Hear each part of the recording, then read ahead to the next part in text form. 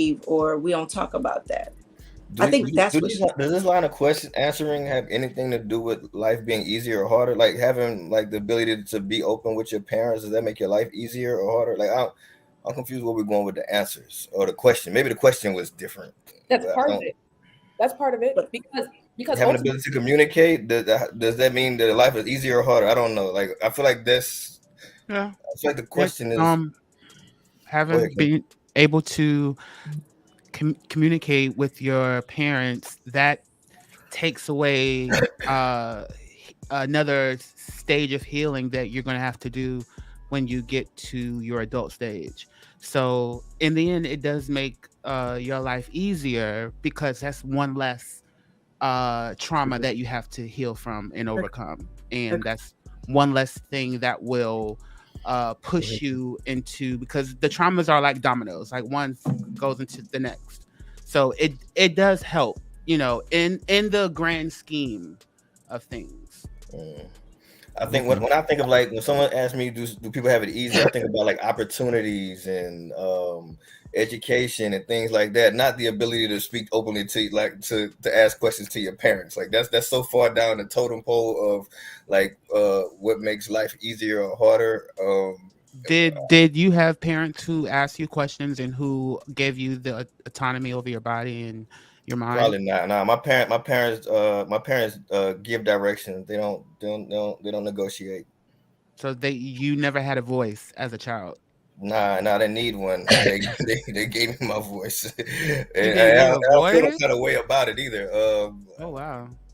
Yeah, I Good for like did you. feel a way about it. I did. I felt. my mom used to always tell me. She used to say, "You don't have no wants." Like every time I say I want something, she said, "You don't have no wants." Like So, I'm Corey, sorry to hear that. do you feel like you grew up in a household that was toxic, or that you had a lot of trauma? no, Then that I had a lot of that direction. I That's a had a lot of problem. But that answers instruction and a most of lot of what Kim's direction. speaking to. Yeah. I think because you don't have that, so your understanding of that is probably where that comes from, right? I'm I sorry. think when there Repeat is a that. lot of onset trauma, the place that you should be able to vent first is within the home, and I think that there's a lot of, I would say, Black kids that don't have that, who do have that trauma. But he So if said you had that, he didn't have a voice and stuff. So he's actually what he's answering, which it goes kind of against. He didn't have the freedom to speak out, but he said it. He don't feel no type of way about it. right, because he didn't have no trauma to speak on. Okay, Break that down. I could agree with that. I mean, Break that down. I guess. If him not being able to have a voice as a child, if that never affected him at all, if then there wouldn't be any trauma that came from that What because it, what it was didn't the affect him Yeah, what growing was the up, you know? voice? I think the voice we're speaking to is the voice of trauma, like Mary said, and I'm kind of pushing it a little bit, but like I'm thinking she's saying if her son was inappropriately touched, she has given him the platform to speak to her freely about that, to nip it early so that he doesn't have to heal from that in the future. Corey's saying those type of things didn't exist in his world. So what voice did he need? well, I'm not. I'm not. I didn't say that if something happened to me, if somebody touched me, I couldn't tell my parents. I'm not saying that. I'm just saying like it wasn't more um like if something like happened to me, my parents would absolutely want me to tell them and share that with them, and I felt like I could have. But as far as like the being openness to like express myself and express my likes and dislikes, yeah, I don't know if that was really a thing. but did that bother you? Like, say if you just, I don't like this food, but I gotta sit here and eat it every day, but you genuinely don't like the food, like that doesn't bother you, that you don't feel open enough to be like, hey mom, like I don't really like this. Yeah, my mom only one meal being made. Either you eating or you not. Right. Like I But don't. that's how I grew up. That's how I grew up as well. But I'm saying for me, like I do give my kids, kind of an option. I kind of know what everybody likes at the same time, but they do have an option. Like what I do, my kid would never happen to me. I got like 7 boxes of cereal in my cabinet. But it's little things that kind of make their day a little bit better. You know what I'm saying? I don't But want to. is that making life easier though? I think you, as I was trying to look out and say No, what I think you were I'm saying, but you saying some other no, shit now. no. You're right. You're right. You're right in regards to what I'm saying, but I'm just saying it's still along the open line of communication. Like if you're gonna start your day bad because He's gonna be how soft as kids shit, are. man. Not no, my kids aren't listen. They dad is not letting that slide. My kids It's are far soft as baby shit, man. no, absolutely not my kids.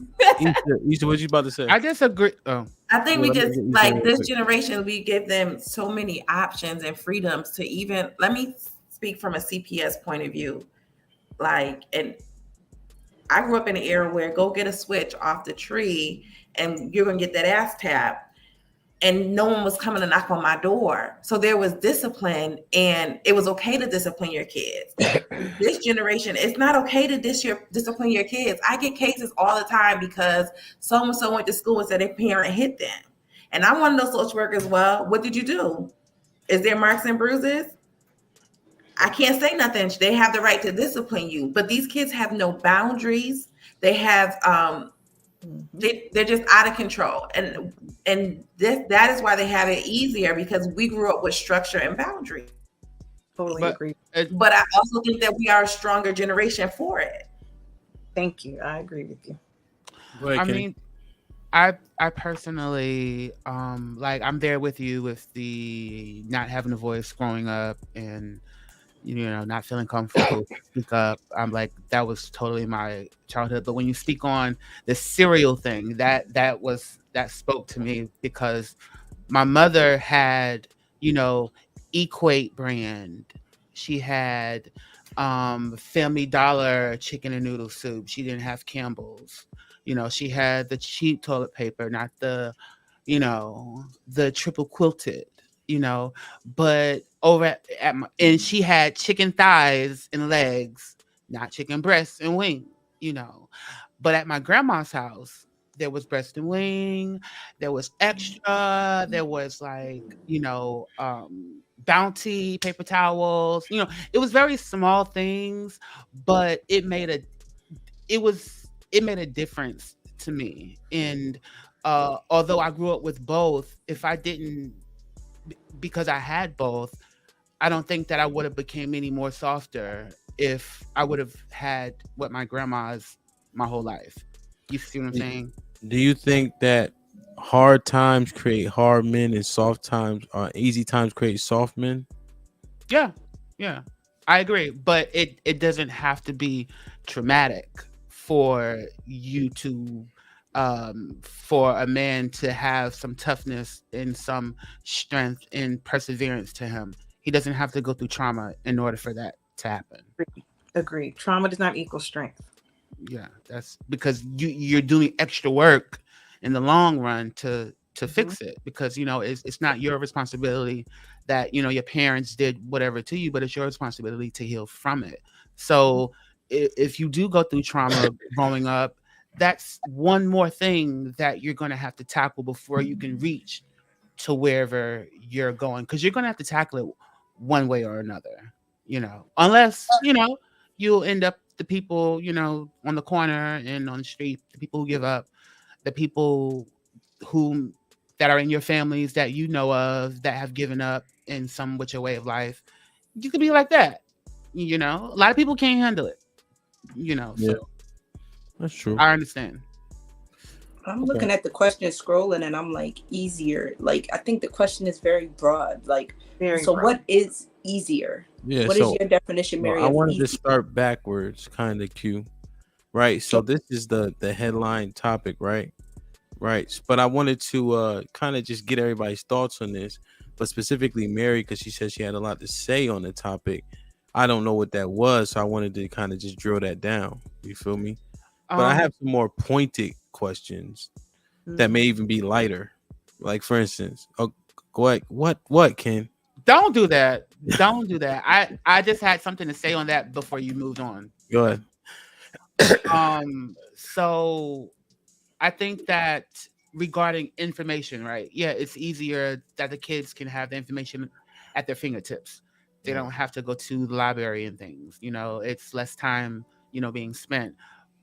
But with that, along with that came them being easily persuaded, because we have the fake news now. So, well, it's been fake news, but you're not going back and triple checking, the sources and making sure everything's accurate. You're just believing what you see. So it just goes back to, it's easier, but is it good?